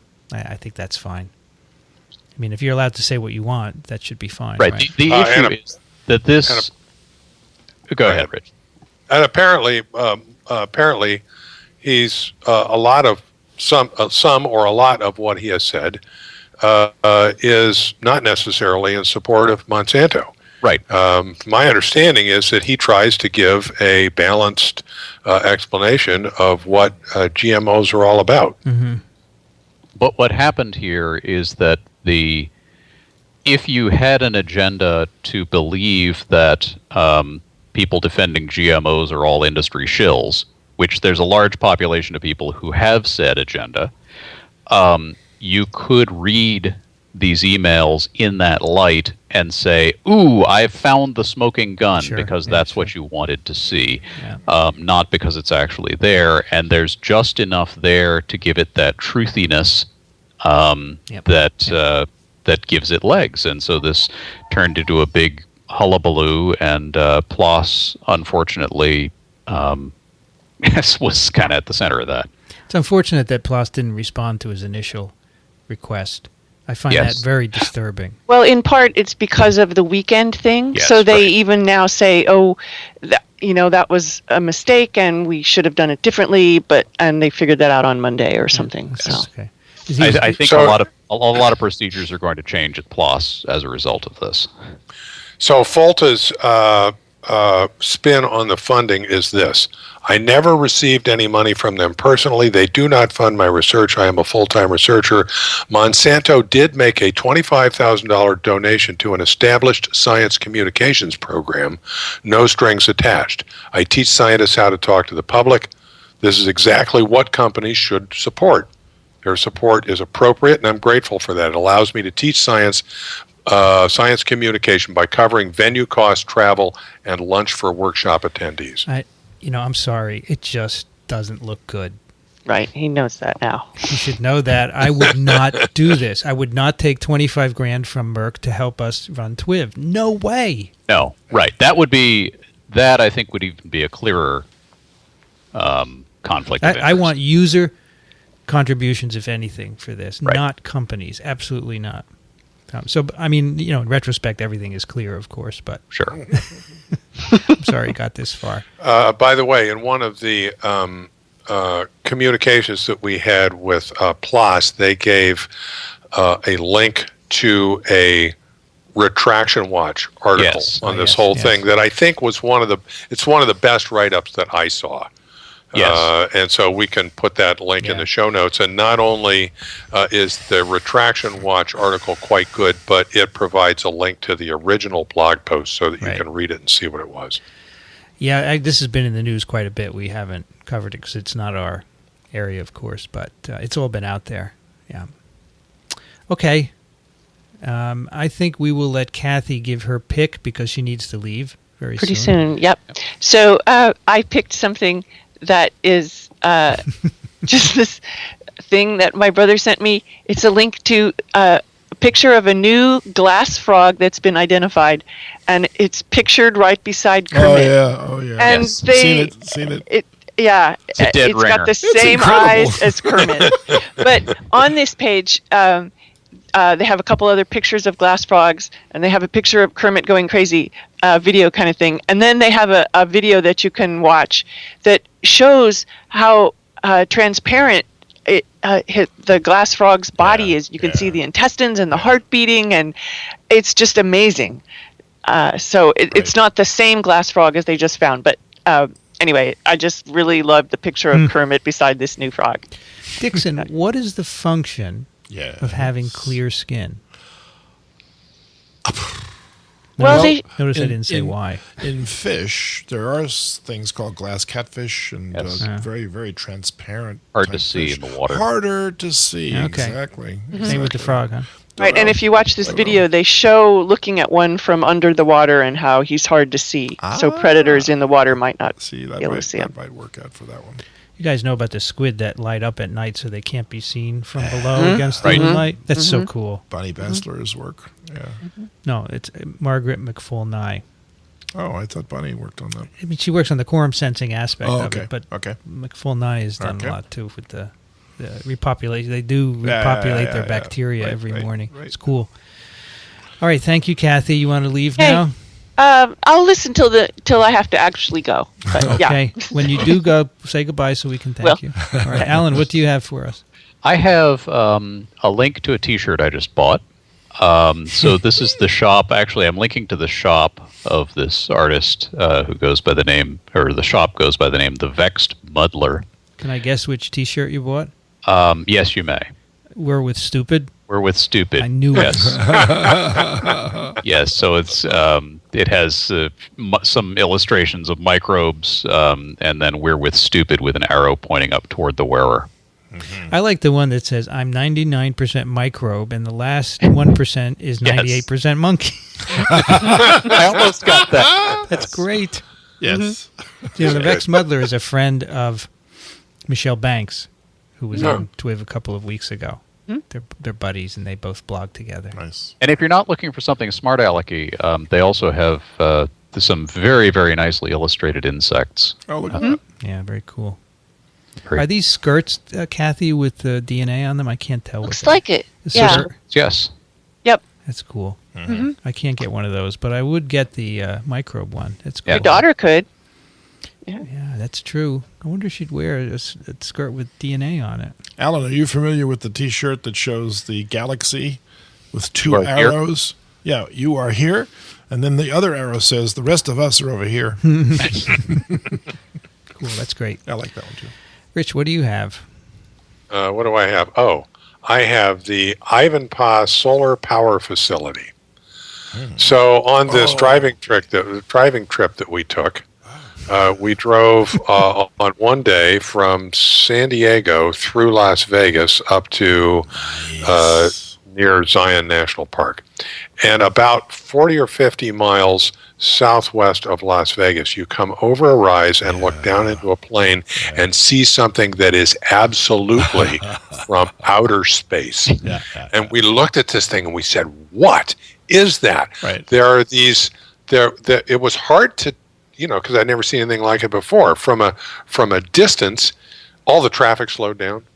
From a distance, it looked like great pools of water, or at least something shimmering, with three huge towers sticking out of it that were lit up really brightly at the top and with this just searing white light and rays coming out of them. It was like something out of Close Encounters of the Third Kind or something like that. And it turns out that it's a power facility. And what it is these fields of, what do they call them? Heliostatic mirrors, or heliostats. There are mirrors that track the sun as it moves and reflect the light to this tower up to the top, which is basically a boiler. Exactly. So all the sun's energy is concentrated on this boiler, which then drives a steam turbine. Right. Okay? Right. And they built this thing out in Las Vegas. It turns out there are hundreds of them around the world. I was never aware that these things, I'm never aware that these things existed, and it is just so bizarre. And they're to see beautiful, aren't they? I mean, you get up closer, they're actually gorgeous. in an intergalactic kind of way. Beautifully engineered. So I chose a wiki link to describe it, and there are several pictures that you can look through and see. So it makes 392 megawatts. That's a lot. Give me some context. I can't do that. No, I think it's like 1,000 homes or something like that. It's a lot of homes that they can power up continuously this way. But of course, you realize that at night, it generates zero. Sort of goes down, but there is a heat reservoir that's kept aside, which is almost at the same temperature as they can achieve during the daytime, and that is then used as the backup boiler to carry them through the evening. Well, they also they use a lot of natural gas to get the boiler up to temperature in the morning. That's too. right. That's right. So it's not a pure solar facility. No. I think the first ones were in Spain. So apparently these kill a lot of birds. Yes, they incinerate. Yes, they kill a lot of birds, and they had to limit this project because of the it was encroaching on the territory of a tortoise. It probably kills bats too, I would guess. It Not says at night. The temperatures reach Sorry. 1,000 degrees. They don't Not kill at night, bats. no. They don't kill bats. They don't kill bats. There are No, none because that the bats fly during the nighttime. None of them fly during the day. Fruit bats, but we don't have fruit bats in the United States. 1,000 degrees. Wow. Yeah, it's pretty intense. I can tell you it's spooky. That's what it is. I bet they don't make a lot more of these. I bet you There are a they bunch do. of issues. If you read this, there are a bunch of issues. Okay, I'm out of here. Is that Okay, the- Bye, Kathy. Kathy. Good weekend. Thank you. Thanks. Bye-bye. See a couple of you tomorrow. Bye. Yeah. Bye. Take care. Dixon, you know all about this? I do. I bet they make no more of them. I bet you're wrong. We could bet. What do you want to bet?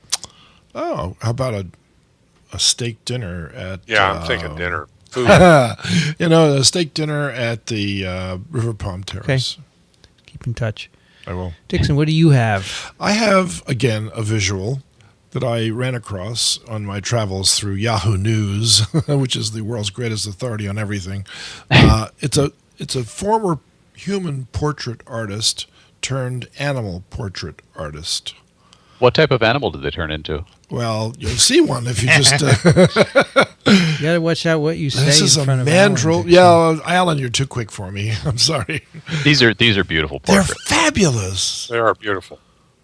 They're amazingly candid. We've all seen animals and everything, but this guy knows just when to wait to click it off.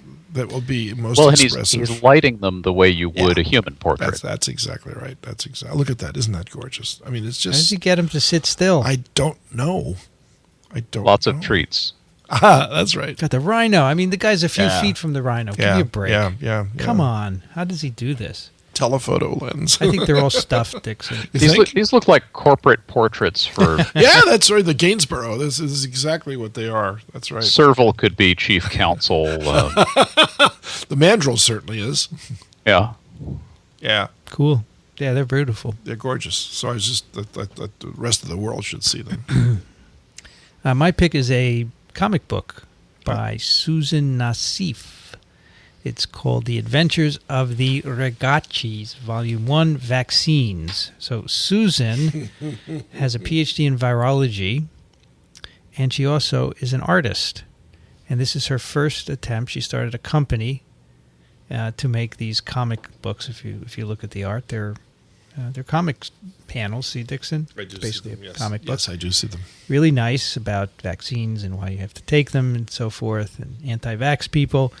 And, it's her goal to get this word out to kids. Is it self-publishing at the moment? Yeah, I think she self-published it. She founded this company. You can go to their website, theamazingadventuresofthevirologists.com.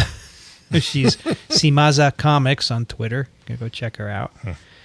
This is published in Italy, which I believe is where she is, and you should check it out. You can buy it at her site. And I think for kids this would be great, and I'd love to support her work. So check it out. She sent me a copy. That's why I have this. Lovely, Dixon. lovely. So I'd love to give her a little Lovely. TWiV bump. That's a bump. This is cool. Ooh, I didn't put in a listener pick. Let me see if I have one here in the TWiV email listing.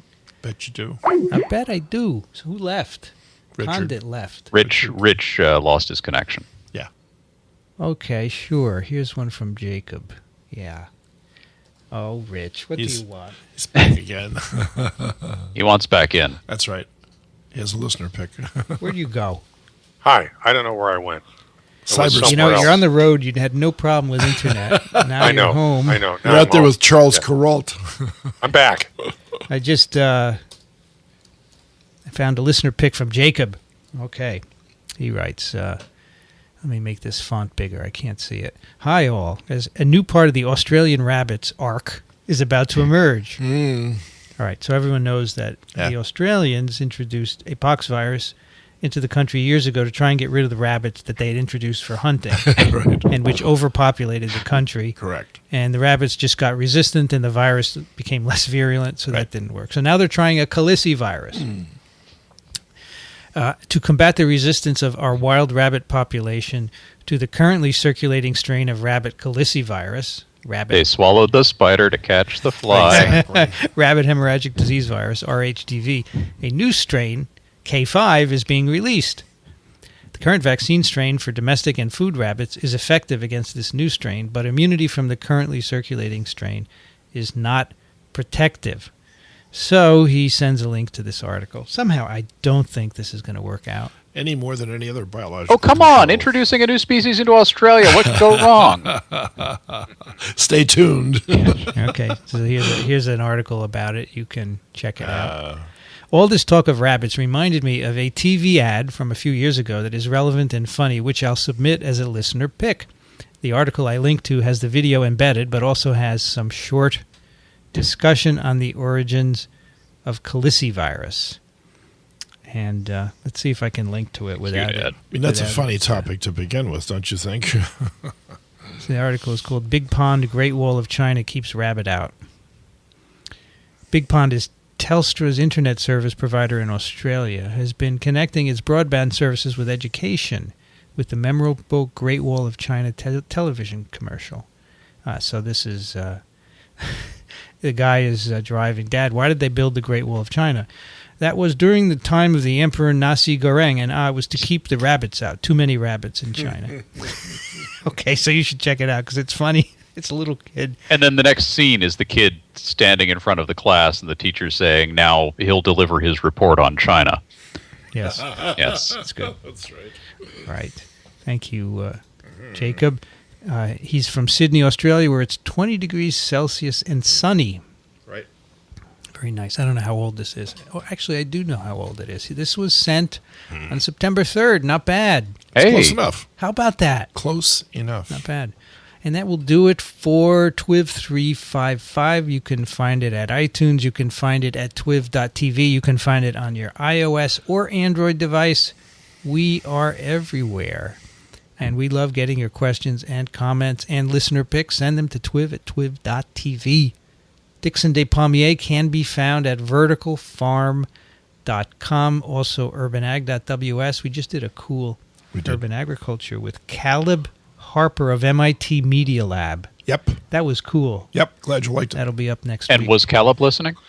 Caleb was not only listening, he was talking. I wonder if this is Caleb grown up, you know? Yeah. It was great. Grew up fast. This is Caleb from Texas. All about open sourcing vertical farms. Right. The technology. Right. It was very cool. Yeah. So check that out. Thank you, Dickson. You're welcome.